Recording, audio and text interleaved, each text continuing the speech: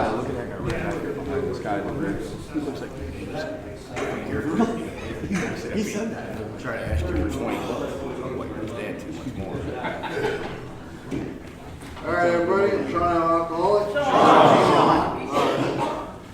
Do another swearing in prayer with me. Yes. God. Grant me serenity to accept the things I cannot change, the courage to change the things I can, and the wisdom to know the difference. Amen. Corey wanted me to let you guys know that he'll sign papers if anybody has any. So see Corey if you need a paper sign. Also, again, try to not get up and get coffee and stuff while everybody's speaking. The mic picks up everything, so just try to be mindful of that. So up next we got Russ, Mark, and Mike, and they're talking about the value of the common welfare and tradition one.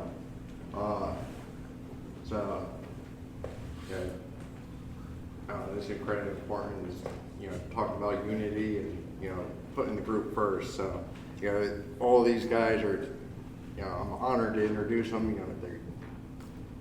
They're kind of the big wigs in my mind. Got my sponsor, my green sponsor, and Russ, who he's been there since I got sober. And I get to talk to Russ all the time. I've called him a couple times about some pretty heavy things, and he's always there for me. All these guys are. I don't really talk to Mark very much, but he doesn't live close, but they're instrumental in my recovery. So I'll give you these guys and let them talk about tradition one, and start with Russ. Thanks, Shawn. Thanks, Shawn.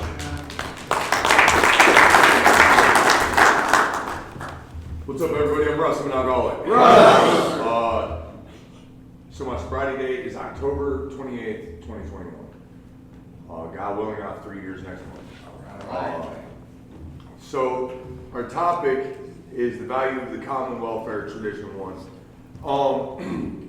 First of all, I want to say thanks, Shawn, for introducing us. I don't know, I can't speak for them, but I'll speak for myself. I'm not a big wig. I might have been the biggest bozo for a long time. But I'm just another guy, just another alcoholic.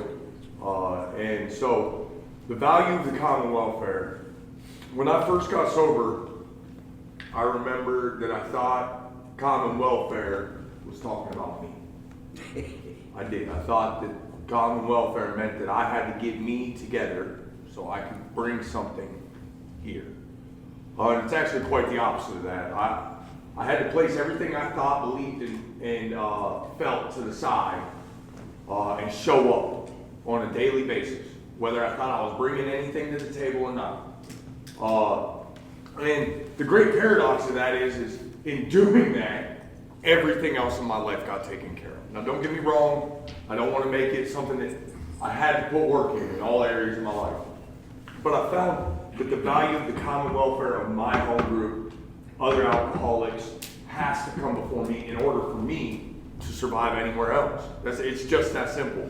I remember I was my first day sober, and I was washing I'd been awake for a week drinking and doing my thing the week before, and my sponsor called me, and I want you to know that I'd been sleeping all day that day, and I woke up for an hour, and I found out that I'd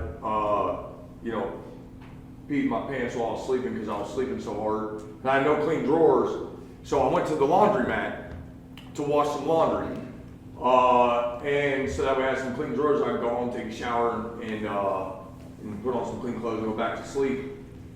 And my sponsor, and this is how God works, this is what happens when you're placing the common welfare before me. And I wasn't placing the common welfare before anything. This was my sponsor. While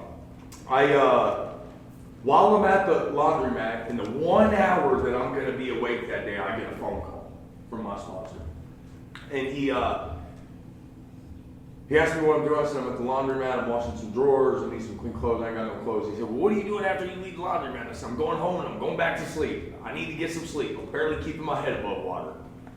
And in a very stern and loving way, he said, you better get to a meeting tonight or find a new sponsor. And I didn't understand at the time what he was trying to teach me. I went to a meeting, you better believe it, after screaming and yelling at him on the phone for about 5 minutes, acting like a buffoon. I showed up to the meeting, and I don't remember much about that meeting. I was still in the fog, I was still quite in the fog. But my sponsor, even though I'd screamed and yelled at him, he placed the common welfare AA above what he felt at the time. He didn't, when I got there, he didn't degrade me or criticize me. He came in, he gave me a hug. Okay, I thought I was gonna have to sit by myself at this meeting. As soon as he seen me, he came over, he gave me a hug, he said, "I'm glad you made it," and then he sat beside me at the meeting. When I did not love myself, I promise you, I did not love myself. And that was my first experience of the value of the common welfare. And so, my entire time in sobriety, and believe me when I say this, that there's been a lot of times I'm one of them chronic relapsers. So I think I know what I'm talking about when I come back to AA after coming off a fresh binge. And there's been plenty of times I've come into the rooms, or plenty of times, I don't want to say come into the rooms, plenty of times in my sobriety this time, and my sponsors told me to do something, and in my head I'm like, that is stupid, I don't want to do it, it's dumb, but I do it anyways. I do it anyways. And the reason why I do it is because I understand that my thinking is screwed, okay? And that if I'm placing my common welfare first, it's doomed to fail, okay? The only time that the rest of my life gets taken care of is when I'm making this my priority. I remember I guess the best way to put it is I was coached into it. These aren't none of my ideas. When I first got sober this time, I got a home group with PPG, and the culture that had been created is that we show up early to every home group meeting, or every home group. We're there 30 minutes early minimum, most of the time an hour early. We're setting up, we're making coffee, we're playing music, we're hanging out, we're having fun, and that's the meeting before the meeting. See, the problem is with just going to meetings and just showing up at the meeting 5 minutes till the meeting starts and then leaving as soon as it ends, is I miss all the beautiful things of the meeting before the meeting. I really do. I miss all the joyousness, all the camaraderie, all the fellowship. I miss it all. And I only get that if I place the common welfare first. So that's the only way. We show up early. We stay late. When I'm in a meeting, I used to go to a meeting to get something out of me. Like I go to hear something like prolific or philosophic, and I think, oh, that's going to change my life. And that's not what the meetings are designed for. Not for me anymore. The meetings are designed for me to go to get back. That's where I get. It's for me to go give. There's been plenty of times when I say this, I mean it. That I've been in my home group and I've disagreed. I've not liked people in my home group.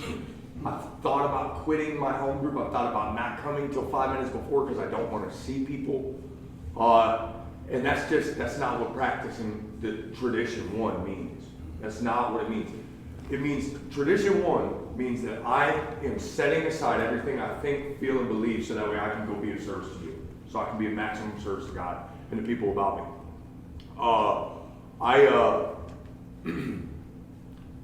It's probably the most, and what I found is that the deeper I am in these steps, what a privilege to speak on a topic that's so deep. It's a million miles deep and I'm barely scratching the surface. What I found is that good sponsorship will solve a lot of these issues. And that when you work the steps out of the big book, okay, you start to practice these traditions naturally in other areas of your life through good sponsorship. And so when I'm at a meeting, I'm not, the first thing I do is I try to go find the new people to talk to. I remember when I used to go to meetings to hang out with friends and it was like my source of fellowship. Don't get me wrong, that happens. That's the way it is. That's what happens when you make tradition one a primary purpose in your life. But I used to go to meetings when I first got sober to hang out with people, and that's what it was. That's not why I go to meetings anymore. I go to meetings to find the new guy, find out how they're doing, connect with them, see what's going on in their life. Okay, try, because the truth is without them, I'm nothing. Just like, it's just the way it is. Without them, I'm nothing. I gotta have someone to give this away to. And when you got something to give it, when you got free gold to give, you just keep giving and giving and giving. The Tradition 1 has been instrumental in every area of my life. There's so many different ways that you can take this into every area of your life. When I'm at work, I'm practicing Tradition 1. I'm giving my boss a dime for his nickel because God's got me. The common welfare of the company comes first. I don't got to worry about how much I'm getting paid because I've already got a raise. God's got me. So there's been plenty of times where I think I don't get paid enough to do the work that I'm being asked to do. And that's just alcoholic, selfish, and self-centered thinking. The truth is I'm getting paid more than I've ever been paid before in any area of my life. Okay, so when I show up and I bring God with me because I can't practice these principles on my own will. I'll try, believe me, I've tried, and it does not work. Problem is I beat on my chest or I forget where it came from. And I continue to try to do it. When it stops working, I stop using it because I'm using it on my own power. That's all I got. I'm starting to draw a blank, and I'm gonna give it to Mark or Mike.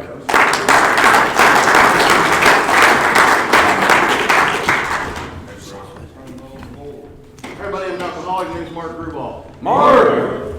I'm glad somebody finally recognized how much of a wig I am. Acknowledgement, finally, right, Jack? No, I'm just kidding. Man, I gotta resist. Russ's name's gonna go on the first column. He stole almost everything I was gonna say. Dude, great talk. And the guys that have spoken before today, wow, well done. I mean, I know the courage of some of the new guys that are getting up here. The courage it takes to stand up here is something I did not come into these rooms with at all. And still have very little today. My sobriety date is December 22nd, 1994. My home group is a Nothing Else Worked Big Book study in Mount Vernon, Ohio. We studied the Big Book one paragraph at a time and break it down and we put it to use in our lives. This common welfare thing, this Tradition 1, I didn't know anything about it when I came into these rooms. The common welfare was me. I read that as, Mark's welfare comes first. His accomplishments, his desires are directly proportional to his ability to con, to lie, to cheat. That's what I came here with. And I'm so grateful that there were people in the rooms that understood what that first tradition meant, because they set aside what they thought of me and the things I said and took the time to show me by walking it, not just tell me, show me how setting themselves aside would help keep me sober. I remember my first sponsor at like my second or third meeting, and he's already doing stuff, and I'm like, he's just up and gone. Where'd he go? The meeting's over. Why aren't we talking? Why isn't you listening to my sob story?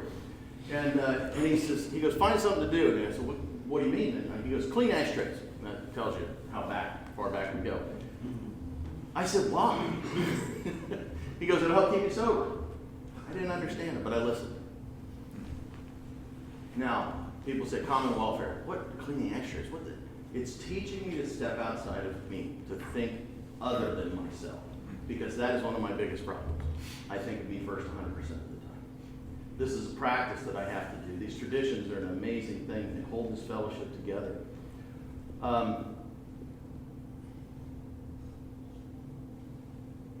It is incredibly powerful spiritual principle that works in every area of my life. I just recently learned, after being together with my wife for 28 years, that if I practice this in our marriage, holy smokes.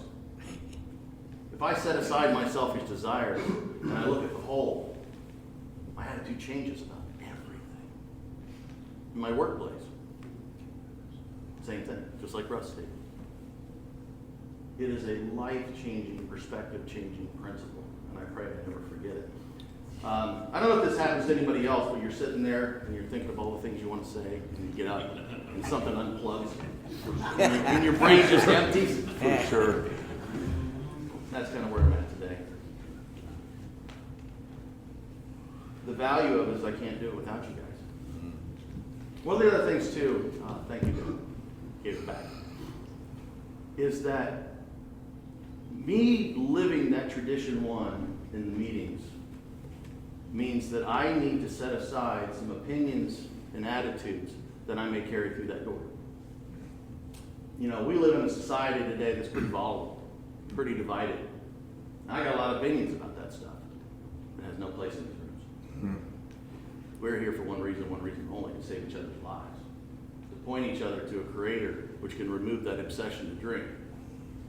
And to learn these steps and put them into our lives so we can live happy, joyous, and free, not just sober. There is such a difference between those things. But I can quickly become a barrier. Quickly. One little opinion, one little statement, blows the whole thing up. And I'll tell you, sometimes it takes a power much greater than me. And I'm reminded of, and I really thank God right out of the gate, but I don't want to call my sponsor and tell him what I did. Because if I blew up a meeting with my opinion, I'm going to hear about it, man. And I'm going to have some work to do, and I'm going to have some amends to make, and I'm going to have some humbling to do. So I've learned, as I've shared with my guys, and I'll tell you, is that I have never had to make amends for keeping my mouth shut. And sometimes keeping my mouth shut is practicing that first tradition. I'm trying to share the common welfare of the group, that we're going to die if we don't get this thing.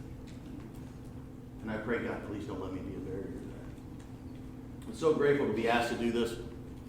I really am. I'm looking forward to hearing what everybody else has to say. And that's all I got. I appreciate it. Yeah.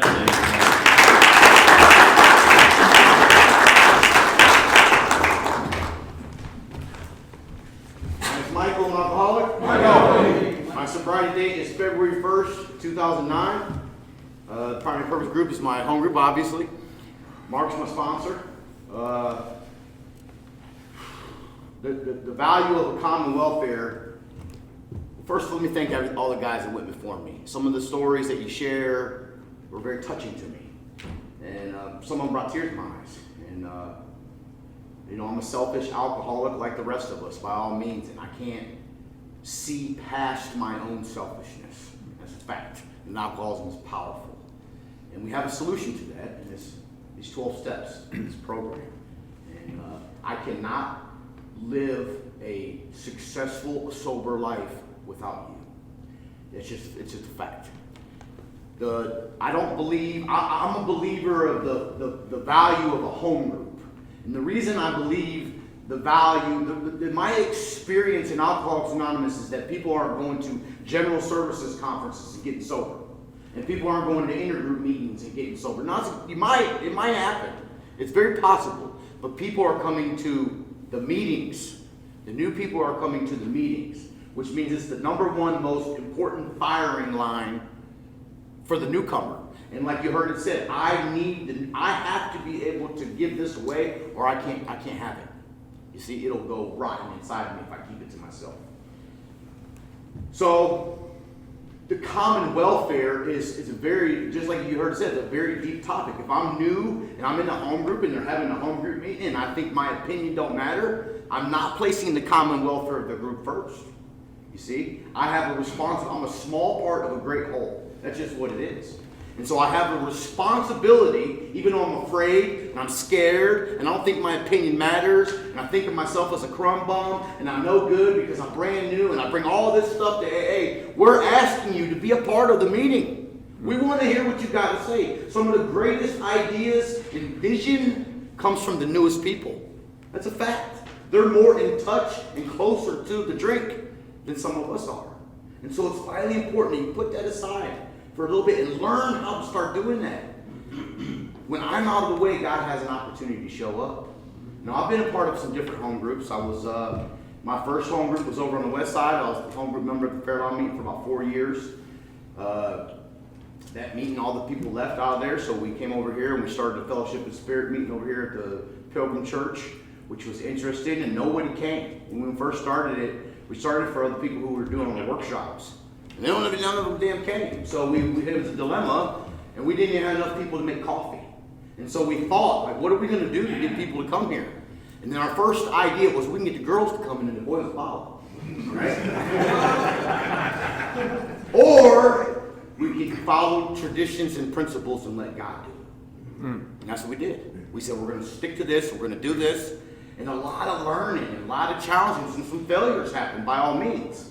You see? So, growing pains, absolutely. It's exactly what it was. And so we made some decisions that were right, and we made some decisions that were wrong. But we got to do a couple of conferences over there, and have people around, and some workshops, and some people. And Dusty, some of you guys know Dusty, he'll be here later. He's still a member over at that group. That group had a lot of people join that home group that had different views and opinions of Alcoholics Anonymous than I did. And so instead of me causing a fuss, I left. And I left and I went to another home group. I helped that home group out as best I could. Just wasn't my people. And so I got with a couple other guys and we started the Primary Purpose Group. And we started the Primary Purpose Group, and I promise you that we started the Primary Purpose Group with a great amount of vision. A great amount of vision. A great amount of what can we create? What can I create that directly represents my experience in Alcoholics Anonymous? Because I've been going to these other meetings and it's not it. God bless the other meetings. If I go join some of these other meetings, it would be extremely difficult for me to place the common welfare first, because their common welfare is different than what mine is. Their common welfare is they want to kick it and they want to bop and just do whatever. Nobody has to do nothing and so forth and so on. And your life's not online and my life's not online, and we're going to die together. And I'm not going to do good there. They're going to hate me. I guarantee it. I promise you. And so it's not very well thought or any common sense for me to try to do that, right? And so with the Primary Purpose Group, we did that. We tried to create a place that directly represented the power of the Alcoholics Anonymous and God that I've experienced.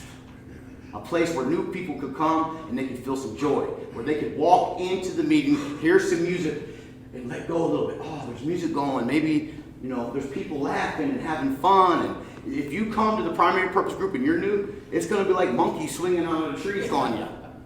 You're going to get a lot of people that are going to try to help you, give you their phone number, give you something to do, because we know the value of that. You see? And I promise you that if unity is the number one tradition and the rest of the traditions is backing up that principle of unity, you have to know it would be quite naive for us, especially as men, and ma'am, thank you for being here. It would be quite naive for us to believe that there's not going to be any opposition to that. Right? And so you come to Alcoholics Anonymous, especially me, I come, everybody's sober, I start to realize that these people had the same problem as me, and they drove here. What is going on? How did they get a car, and all these different things, and they got houses, and they're married, and so forth and so on. I feel a sense of belonging and a sense of, you see?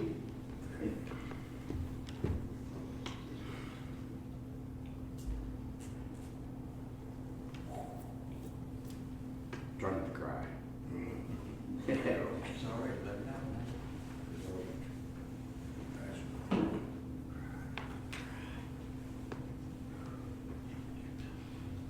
And so we created the Primary Purpose Group, and I believe this is for not just Primary Purpose Group. I talk about the Primary Purpose Group because I'm a member of the Primary Purpose Group.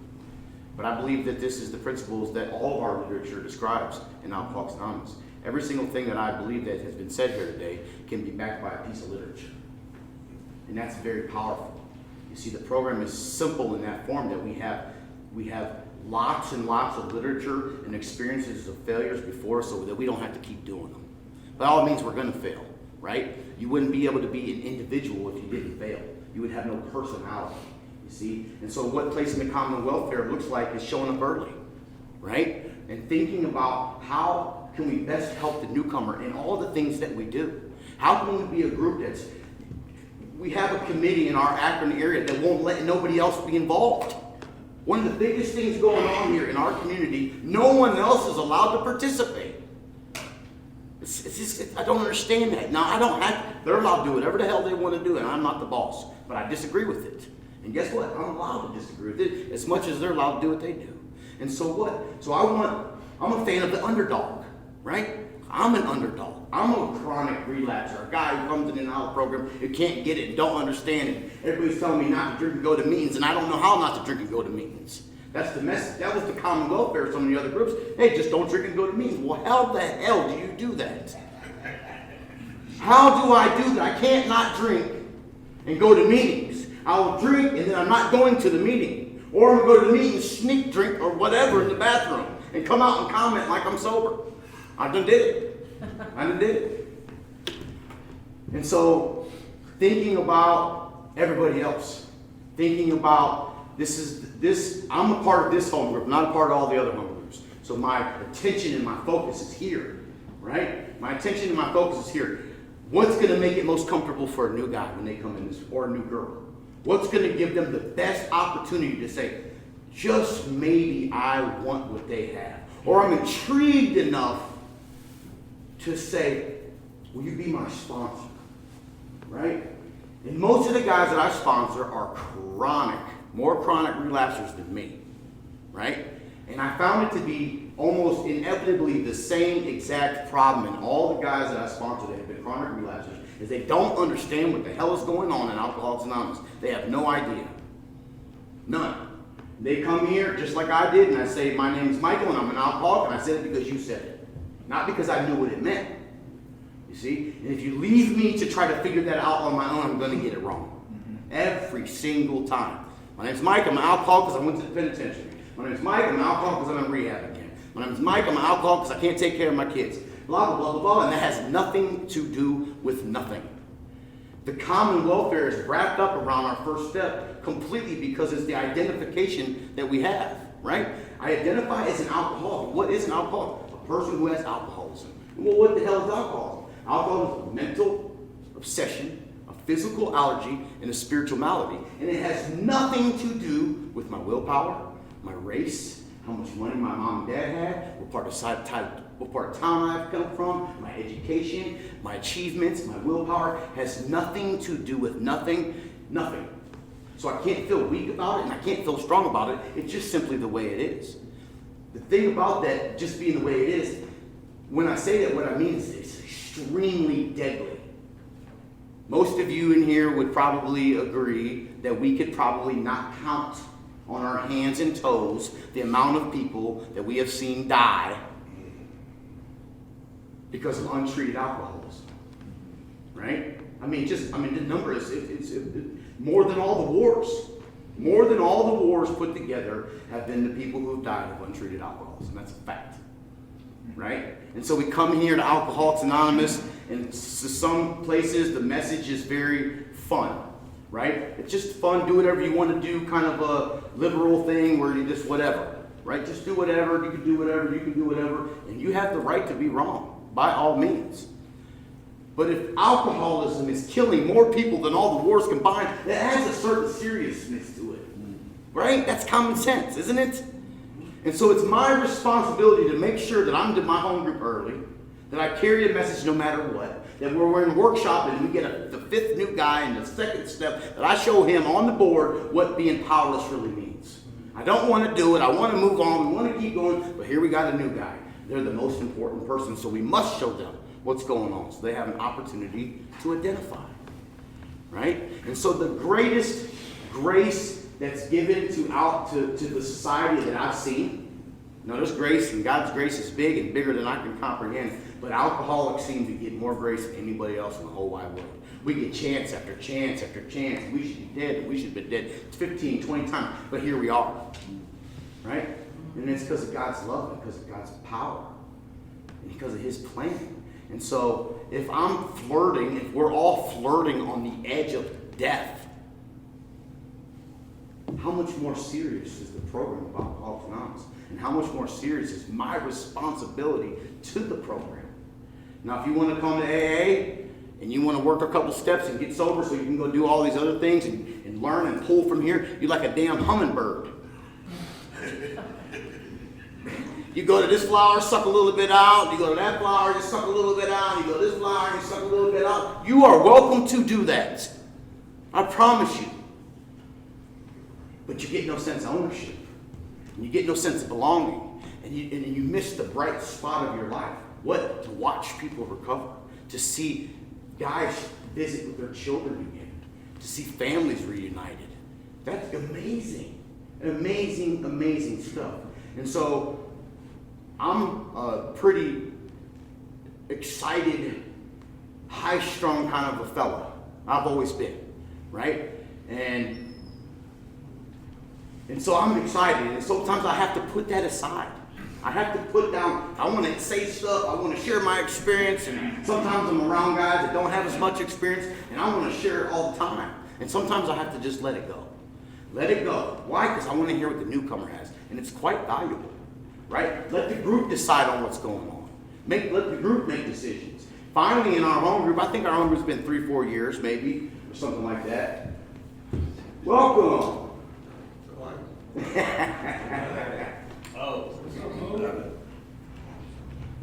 And so finally in our home group, we're getting to a place where some of the new people, some of the people who's been members of there are becoming chairmen and chair people of these different committees, right?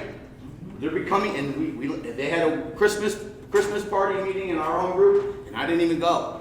I didn't have to go. Why? Because I trusted that what they were doing. I know that they care about the group, and I know that they care about the newcomer. You see? Placing the common welfare above my personal agenda is counterintuitive to me, and I can't do it in my own strength. It's not possible. And like you heard it said here before, it comes almost without effort after working 12 steps. After working 12 steps, to some degree, I will have waken up spiritually and be more interested in you than I am in me. But without the rest of the principles in the program, it'll be misdirected because I won't know how to do it. You see? And without somebody teaching me, without good sponsorship, without other members of Alcoholics Anonymous who are displaying and representing that, I'm not going to know how to do it either. And if I don't know how to do it, and if I believe that's my experience, I had this experience in Alcoholics Anonymous, but everywhere I go, it didn't line up. And so guess what happened? We did the big book workshop. I worked the steps in the workshop. This is my experience. God is amazing. The program is powerful. But I'm going to the meetings and it don't represent that. And so guess what I do? Because I'm new, is I think there's something wrong with me. And so guess what? The message is shut up and be quiet. Don't you say nothing about the newcomer in the big book and this and that. And I don't know. And I don't know, so I just do. Right? But I will tell you that there's a consequence for that. There's a consequence for being an adult who has been rescued from the yawning jaws of death and who has established a relationship with God and has been given vision and grace and power. And it's not for me to have a new Chevy. It's not for me to have a Harley or a hot wife. It's just my wife's hot. That's not the deal. You see, it's not the deal. The whole purpose, the whole reason that I've been given yet another chance in sobriety is because I am to give myself to other people. You see, I give of myself in whatever way that's possible at any given day, at any given time. And a lot of times that means shutting up and listening to what you got to say. Right? What's the big book say? It gives us a clue. What we are really trying to do, right, is fit ourselves to be of maximum service to God and those about us. That's the whole purpose, right? It ain't for me to be Mr. Businessman or Mr. got a bunch of money or who shoots the biggest deer, catches the biggest fish, even those things are cool. The whole purpose is for us to have a place that I know, and I'm confident, very, very confident, that if a new guy or girl comes to our home group on a Monday or Thursday, they're going to have a great, outstanding chance to stay sober. And I can't say that about a bunch of other meetings. I'm not there. I'm not judging them. It's common sense. It is what it is. It's common sense. It's a fact of the matter. And so I'm a fan of the underdog because I am an underdog. You see, I've been in the penitentiaries and on the streets and eating out of the dumpsters and homeless and without family and grew up rough. And I know what it's like to be 160 pounds in the penitentiary where skinny people don't make it. And so I know how to manage and think, and I know how to survive and so forth and so on. And to take that, all that old ideas is what we call them in alcoholism, and put them aside and have a new experience with doing something I don't know how to do, which is place your welfare above mine. I can't do that. Thank God that we have principles that have been written for us through trial and error, where we can also have trial and error. And I'm going to talk about it later, and I'm sure you're going to hear it later, this idea of love and tolerance to be warped into this, I'm just supposed to shut up and say nothing and not have no face. That's not what it is. I'm supposed to love and tolerate, but I am a human being, and I have a personality, and I have a God-given vision in a lot of different things, and sometimes I'm right, and sometimes I'm wrong, and sometimes I get it, and sometimes I don't. But when I go to bed at night, I know I tried for it. I know I tried to do what God would have me to do. And there's nothing greater than when the attaboy for the Creator, right? Thank you, guys. I love you. All right.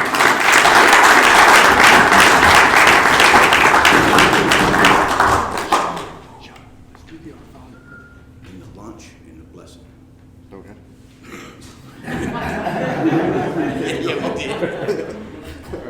All right. Yeah, thank you guys for speaking. Yeah, so who wants to lead us into our product? You do. Yeah. Oh, I guess I am. So next we're gonna do lunch. We're gonna do a blessing before lunch, and yeah. You guys want to circle up and we'll do Our Father? Yeah, circle up. I said one thing that you did. Oh, okay, poor Shawn. Off the cuff.